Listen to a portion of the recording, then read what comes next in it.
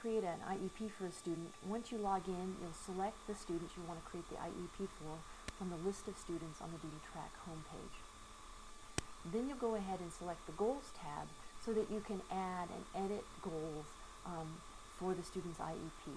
In this case, I want to create some new instructional goals for Albert, and I'm actually not going to use the goal wizard. I'm going to import my goals from the sample goal database of goals and objectives, which we have nearly 10,000 goals and objectives that you can include in your IEPs and in your data collection screens. So I'm going to go OK, and I'm going to choose a communication goal, and I'm actually going to choose an auditory discrimination goal for Albert. And I want to work on Albert's 2- and 3-step directions. So I'm going to start with 2-step directions, and once he masters that, then we would add later in the year 3-step directions for him to work on. And I could import this, and actually I think I will, instead of using the auditory discrimination goal that was specified in this up above, I'm going to import it to his existing receptive language goal. And I'm going to customize this goal and the selected objectives. So it's a receptive language goal, language arts, and I'm going to actually say Albert will improve his receptive language skills, including his ability to respond to verbal instructions. So I could edit that.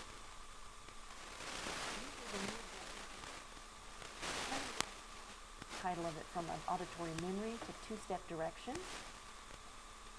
Respond to this with 90% accuracy over 10 consecutive trials.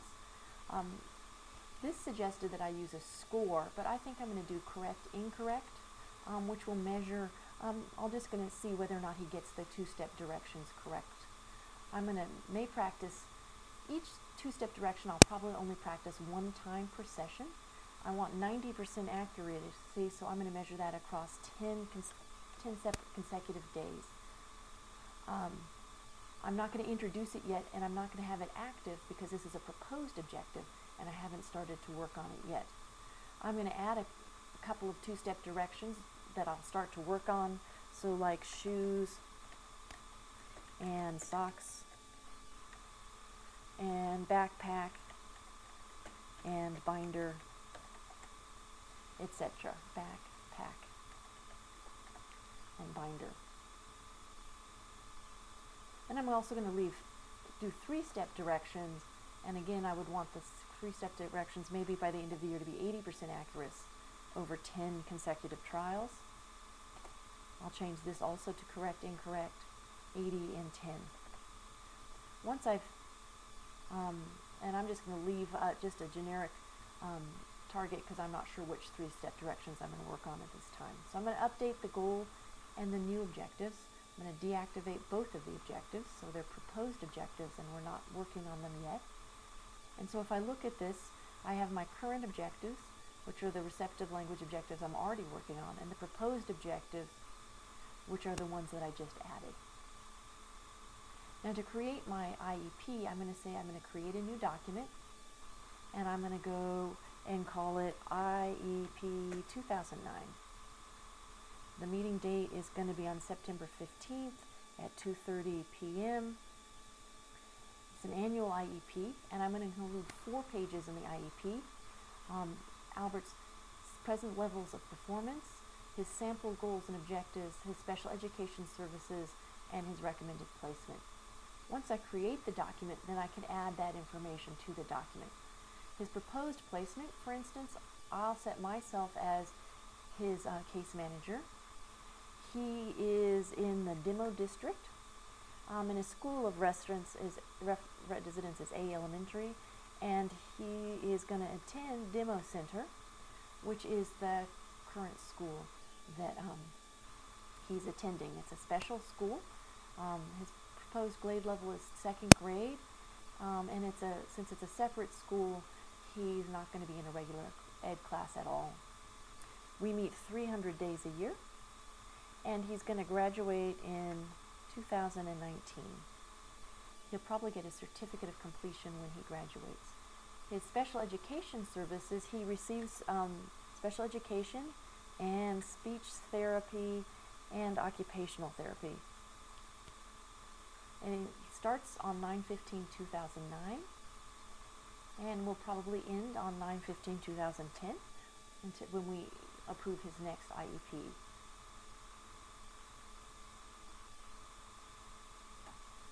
You can specify the indirect hours he receives of each of these kinds of services.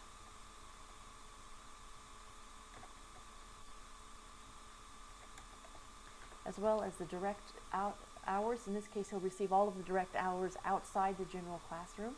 So he receives 28 hours of speech therapy, 28 hours of special ed, 1 hour of speech, and 1 hour of OT.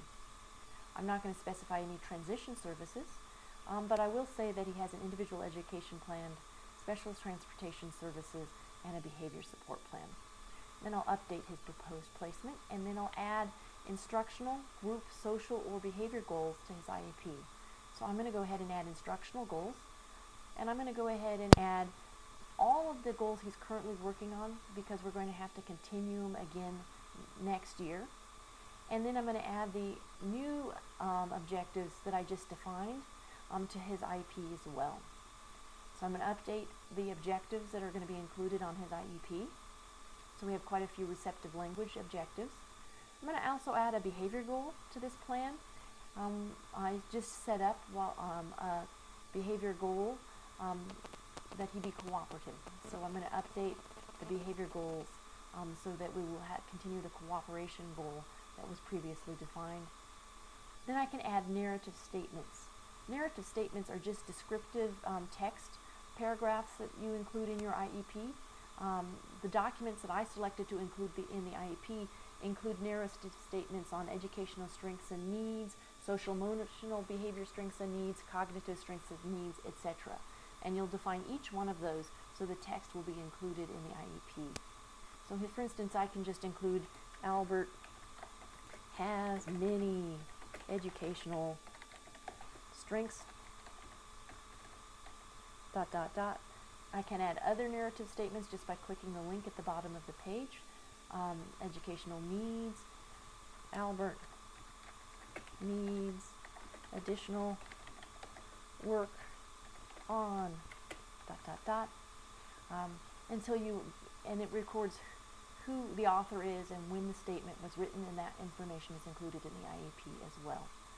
So I'll update my document statements, and even though I haven't written them all, I'm going to go ahead and generate my IEP.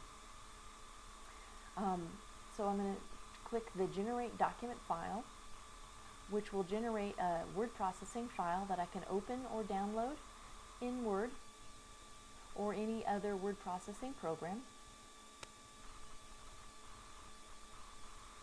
And this IEP document includes, the present level of performances, and you can see that my name is on it because when I wrote it, is automatically filled in. Then it includes the goals and objectives. So it includes his independence goal, his reading goal, which are previously defined, his receptive language goal, which includes now the new two-step directions that we just defined, the description of the objective, the criteria for mastery. He has to get it correct on 90% of opportunities measured across 10 sessions or days. I could have included a baseline on that, but I did not, and so the baseline field is blank. Now I can edit this IEP to add additional pages or information that maybe I either forgot to add in DDtrac or that wasn't included in DDtrac, and then I could actually save the document, and if I wanted to, I could actually edit the document data to re-upload that revised file.